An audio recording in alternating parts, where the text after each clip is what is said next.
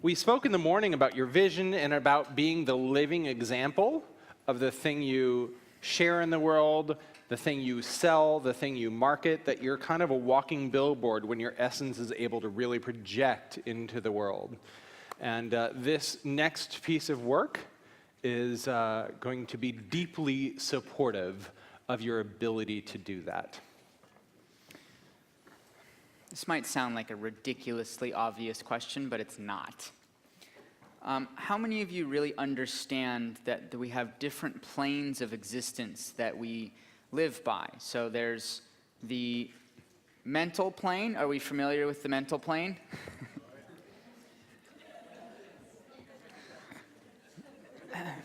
There's the spiritual plane. How many of us feel familiar with the spiritual plane? Yeah. There's the physical plane, right? How we actually embody who we want to be in the world. And equally as important is what I would call the energetic plane, the personal energetic plane.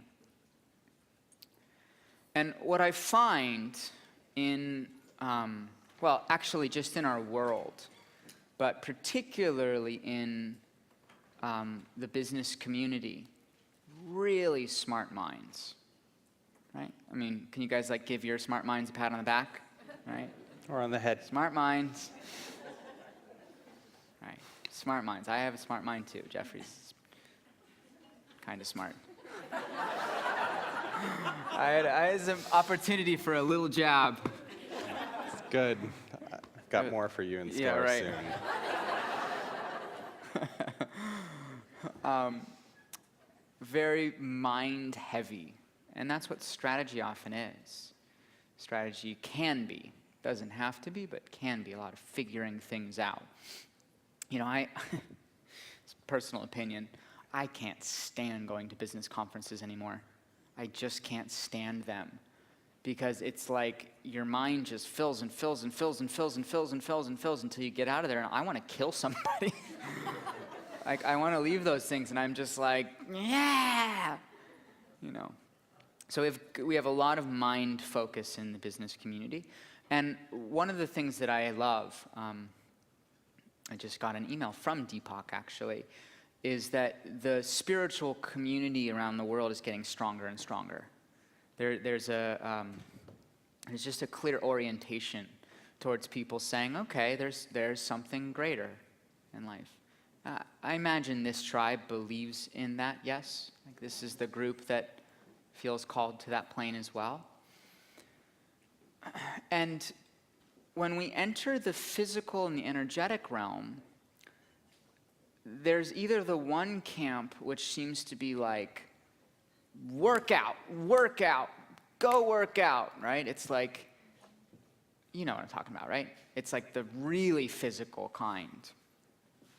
And there's actually not a lot of people or leaders that are engaged in the energetic conversation at all, the personal energetic. How do I manage my personal energy? How do I source my personal energy? Right? And so this physical and energetic plane is an area that is very supported. It's very under-supported in our world and particularly in our tribe. Now, a few years ago, I really saw how much this was misaligned in me. It was a part of truth. Like, wow, I really, I've done a lot of yoga and I've worked out a lot, but my physical body, there's still more embodiment to have. And energetically, I'm a very energetically sensitive person, which means, in simple language, I feel a lot. And the great thing about that is it makes me sensitive to the world, and the bad thing about that is when there's lots of things going on, it's really intense. And so in our current society, intensity leads to overwhelm, which is an energy that most people feel very familiar with. Right?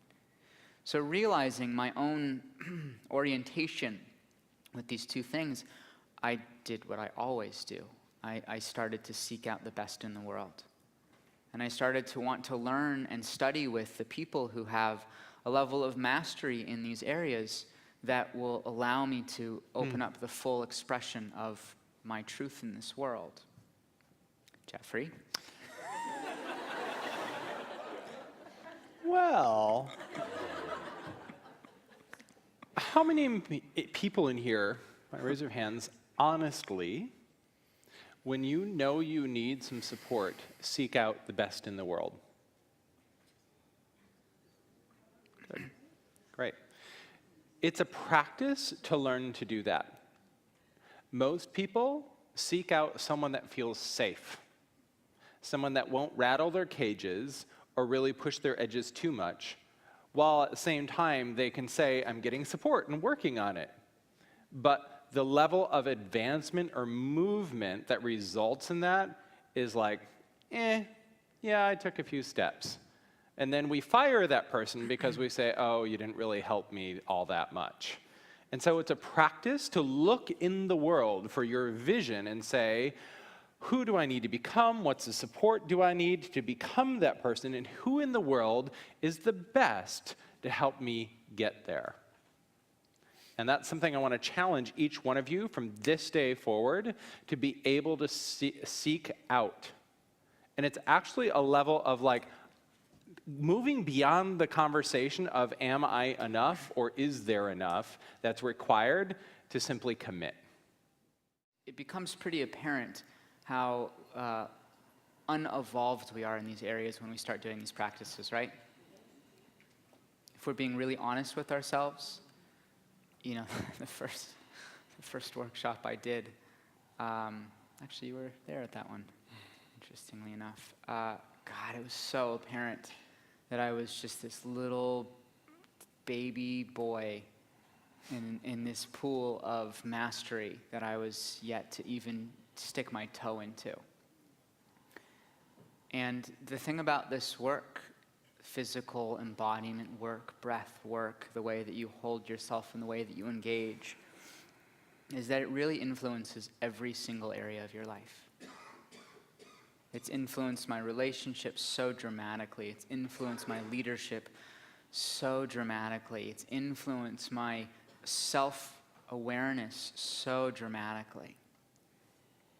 And I imagine these are all things that you desire, right? And so I really suggest that this doesn't become a singular encapsulated experience for you. Like, that was nice. But that it starts to draw you forward into a willingness to go down a new way of interacting and moving through the world, that one is far more fluid. That's the thing about it. It's much more fluid to engage from this embodied space. And it's a little different from masculine and feminine, right? I mean, I think we both have both energies inside of us, and both are very different energies to cultivate and play with, and both are very useful in especially the businesses that we're in. And I'll say that both to nudge you in this direction of moving forward, but also to let you know, just as a precursor, because I certainly knew when I met Justin, I was like, I want more of him. That he'll be joining us in this year-long quest that we'll be telling you about much later on in this event. So for those of you that feel called to move forward with us, at least, Justin will be a significant part of that experience for you. So that said, who's feeling like they want to... That guy's waving his hand profusely. So sure, my friend, why don't you come on up? Okay. Hi, Ted. Oh, all right. So here's what we're going to do with this. Ted, nice to meet you. Nice to meet you, Max. Jeffrey. Jeffrey. Justin. Justin. It's a pleasure. Pleasure. So in a moment, even though I think... Before we begin, actually, can you take your jacket off? Absolutely. I'll grab it. Yeah. Thank Is there you. anything else I need to take off? That's it. Just your ego. That's a tough one. So in a moment, just take a few sentences to express to this whole audience. You can share with this whole audience. You can share what you feel your purpose is, or what you feel your calling is, or what you feel your vision is. It won't matter for our sake. So just share something in that vein with this audience. My purpose in life is to be fully self-expressed in any way that I can, all the time, in any way that I can. Good. All right, everybody give him a whoosh. All right. I'll let you start. Okay. So on a scale from 1 to 10, how many of you felt that? I mean, literally, let's say if it was a 9 or a 10, raise your hand. Okay, so not really. Let's say if it was 7 or 8. Oh, not bad. Okay. And anything below that? Okay. So we're going to try and make just a couple of adjustments to you. Some of the things you might not immediately notice. So first thing, I'm just going to point some things out just as an example. So you notice his hand, right? It's got a lot of stored energy in here. So when we're in a meeting, we're talking about that $1 million contract. Yeah, I think you should trust me with that. Yeah. I mean, you're not going to actually feel that great, whether you consciously notice it or not. So what I want you to do is you're just going to kind of, yeah, and let me hold this for a moment. And so what I do to stretch it way out and then relax. Like let some energy move through it instead of just let it move through and then relax. And now you're going to just adjust your feet so they're shoulder width apart. So go ahead and a little bit wider for you.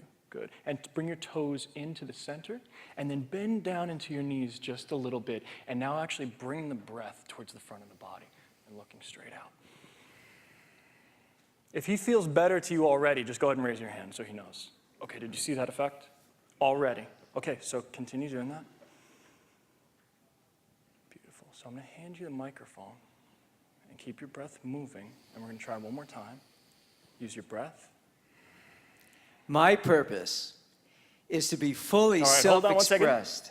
Hold on one second. Okay, so immediately, I don't know if you guys saw this, he had something going on down here, and once he started talking, zoom, it went up in his chest, and he came at you again from here. So what I want you to do is breathe down here again, and actually breathe your words from here. And feel your feet. So you have, like I've had, very little lower body awareness.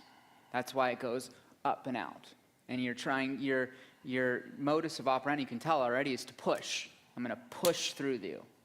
So settle in and really, as you're speaking, have your physical attention be on your feet. Okay? Okay. All right.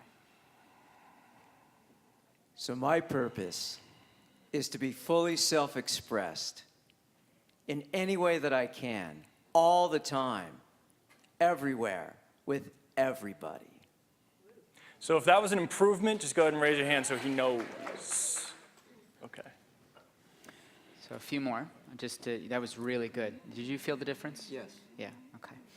So what I've noticed through this work is the body holds the places where we want to contract, right? That the places where we've been hurt or where there's been pain or where there's been something that's felt unsafe, that's where the body holds it to contract. So you have a nice flat open chest, and what I want you to do while relaxing down. There. So relax, though. Soften your chest as he's doing this. Soften here, allow it to come forward. And then keep feeling your feet. And keep your belly soft. Okay. Feels unnatural. Yeah. It's going to feel unnatural because you haven't been doing it this way. You're bumping against the edges of the physical container that we have created as safe. This work is very, very energetically challenging. Yeah, there's stuff, Yeah, it's coming up, right? So, great. Breathe. That's why the breath is so valuable. So now just keep here. I'll stay with you here to hold the space with you. And again, feeling your feet. Say it again with this part of your heart open. My purpose in life. Hold on. Keep your chest open and continue to allow your sternum to open. My purpose in life is to be fully self-expressed in any way that I can, with every person that I come into contact with, all the time, everywhere. So, can you give them? So did you notice Good. that it started a little bit deeper, but as it went on, it was like hard to hold on to it because his body's not used to it, and it went like, like not completely, but subtly. It was like, ooh, we started here, and then we were here, and then we were here. We never got to here, right? But like, that's the direction it headed. So we're moving in the right direction, and like grounding this is a practice.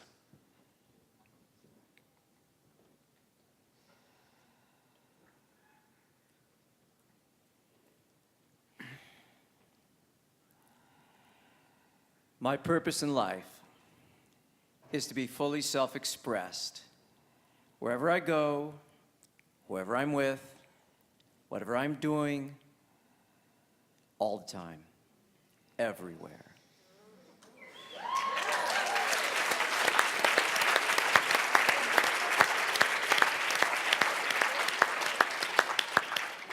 Good stuff. All right, let's give him a whoosh. And good work. Thank you. You're welcome. Grab that. that's the million. He doesn't need the jacket anymore.